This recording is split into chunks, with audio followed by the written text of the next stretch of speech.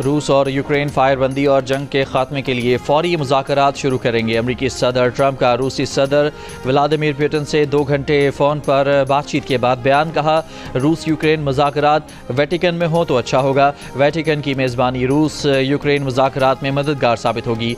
रूस यूक्रेन मामले में हमारा बड़ा हिस्सा है। रूस जंग के खात्मे के बाद अमरीका से बड़े पैमाने पर तिजारत करना चाहता है। यूक्रेन भी तामीर नौ के अमल में तिजारत से फ़ायदा हासिल कर सकता है।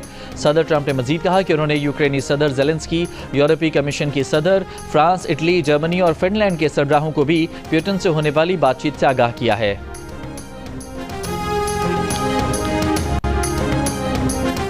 तर्जुमान क्रेमलिन का कहना है कि अगले रूस यूक्रेन बराह रास्त राब्ते से मुतालिक अभी कोई फैसला नहीं हुआ। रूस यूक्रेन मुआहदे की तैयारी की डेडलाइन नहीं दी जा सकती। मसला बज़ाहिर सादा लगता है मगर इसमें पेचीदगियाँ हैं।